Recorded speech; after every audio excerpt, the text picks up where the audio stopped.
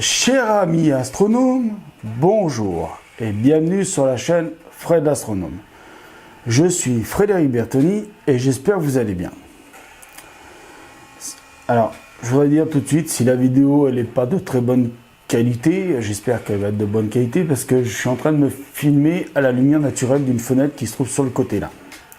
Alors je recule un peu le doigt, mais sur le côté là. Bon, voilà. Donc on va parler d'un sujet très intéressant, vous allez voir. Alors le sujet très intéressant que je voudrais aborder avec vous en même temps que je suis en train de travailler sur je suis en train de préparer une vidéo. Vous verrez de quoi je parle la prochaine fois qu'elle sera en ligne. Donc le sujet que je voudrais vous parler, c'est une question qui se pose en ce moment beaucoup sur internet au niveau des astronomes professionnels et des astronomes amateurs. C'est est-ce que notre univers se trouve à l'intérieur d'un trou noir? Voilà la question qui est posée en ce moment. Donc aujourd'hui, je vais à mon petit niveau en sciences, je vais essayer de vous répondre à la question. Bon. Donc est-ce que nous vivons à l'intérieur d'un trou noir? Alors, la réponse la plus évidente que je vous ferai, ce serait non. Non, nous ne vivons pas à l'intérieur d'un trou noir. C'est pas possible. Dans tous les sens, on peut tourner la question dans tous les sens qu'on veut. Ce n'est pas possible. Pour la bonne et simple raison que si on se réfère à ce que c'est un trou noir, c'est-à-dire un trou noir, c'est une étoile géante qui à un moment donné s'effondre sur elle-même à la fin de sa vie. Vous savez, il y a des étoiles qui explosent en supernova et d'autres en hypernova. Et puis il y en a d'autres qui s'effondrent sur elles-mêmes. Voilà, elles ont une masse critique et au bout d'un moment, cette masse critique est trop grande. Donc l'étoile s'effondre sur elle-même et toute la masse de l'étoile se condense en un point. Par exemple, imaginez notre Soleil, par exemple. Admettons, je vais dire une bêtise, mais admettons que notre Soleil devienne un trou noir. Bon, on sait très bien que notre Soleil ne deviendra pas un trou noir. Mais admettons que notre Soleil devienne un trou noir. Imaginez toute la masse du Soleil qui se retrouverait dans un ballon de foot. Alors, ce n'est pas les proportions qui est donnée par les scientifiques, mais admettons que, imaginez l'univers, le Soleil qui se retrouve toute la masse du Soleil dans un ballon de foot. Eh bien, ce serait un trou noir. C'est ça un trou noir, c'est-à-dire que, hop, et par cette masse gravitationnelle, ça ferait creuser un puits gravitationnel dans le tissu espace-temps. Donc, la lumière ne pourrait pas en ressortir. Donc, la lumière ne peut pas en ressortir d'un trou noir. Donc, si la lumière ne peut pas en ressortir, l'univers tel qu'on le connaît ne pourrait pas exister. D'accord? Donc, vous comprenez bien que si la lumière ne peut pas sortir du trou noir, ne peut pas s'en échapper, la matière non plus. D'accord? Et tout ce qui a une masse ne peut pas s'en échapper. Donc, il ne pourrait pas y avoir d'univers. Alors, la question du pourquoi on se pose la question de pourquoi l'univers ne serait pas dans un trou noir, c'est une question qui a été posée il y a très longtemps. Parce que vous savez que le trou noir, donc cette sphère de gravitationnelle, d'une densité gravitationnelle telle, creuse le tissu espace-temps, et donc se retrouve au fond d'un puits gravitationnel, par sa masse, c'est ce qu'on appelle une singularité.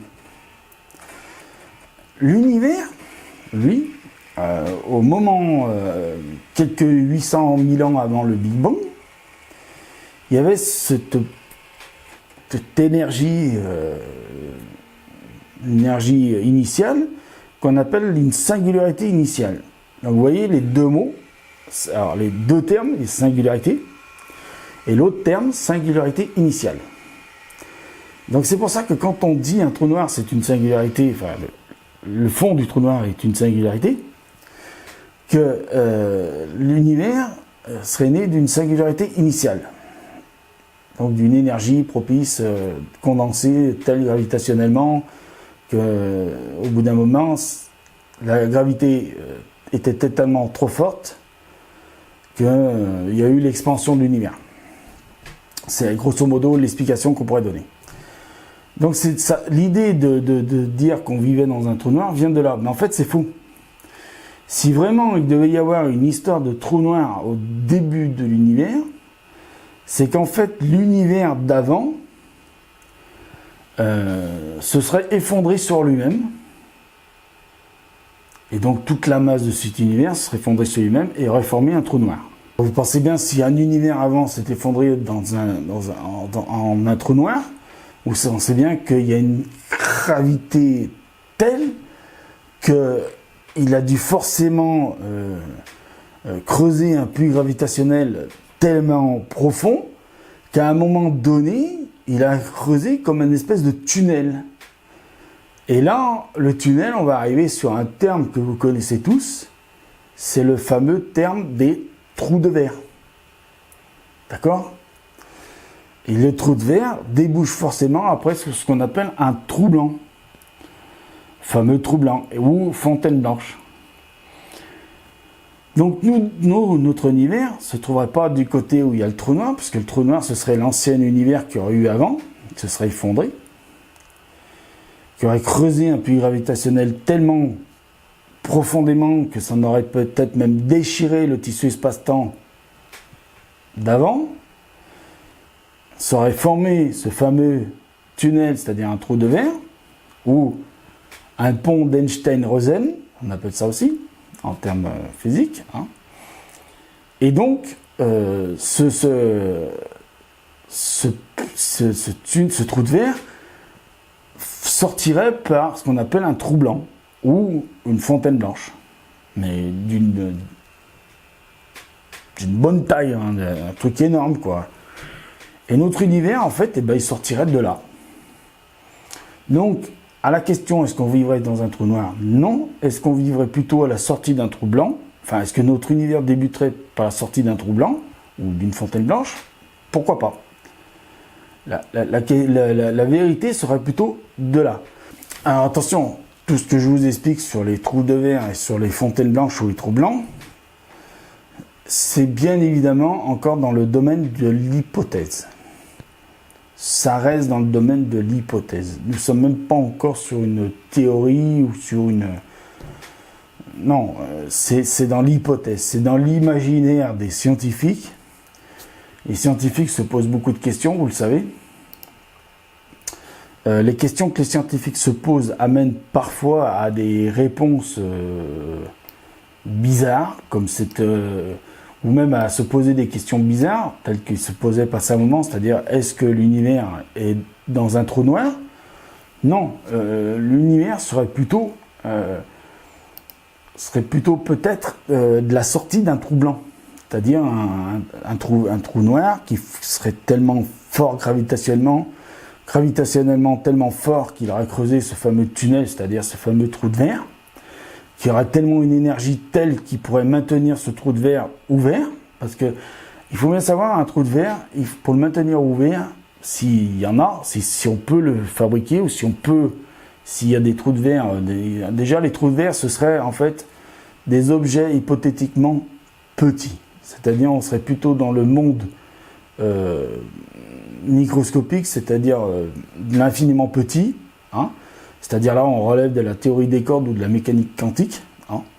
On n'est pas dans la physique normale, quoi, la macrophysique, hein, c'est-à-dire dans le monde macroscopique, dans le monde dans lequel on vit.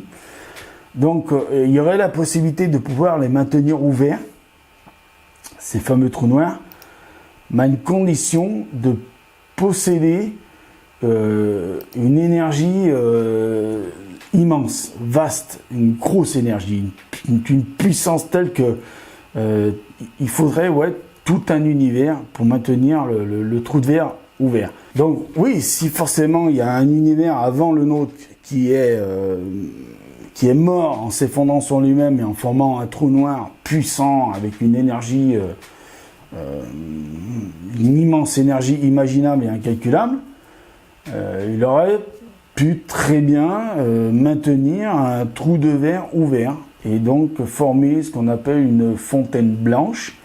Et à ce moment-là, cette fontaine blanche aurait pu donner notre univers, c'est-à-dire former notre univers de là. Mais alors, attention,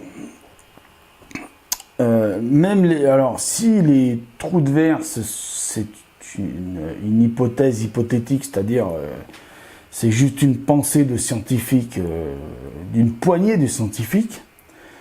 Il faut bien comprendre une chose, que les trous blancs donc les trous blancs ou les fontaines blanches, c'est la même chose.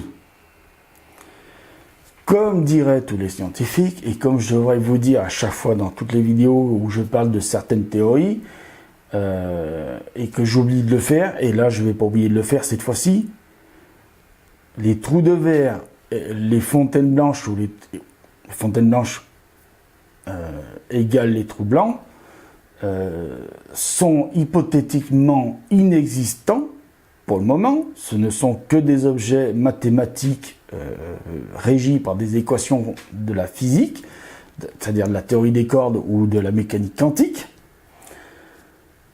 jusqu'à la preuve du contraire, comme on disait à l'époque pour les trous noirs, jusqu'à la preuve du contraire.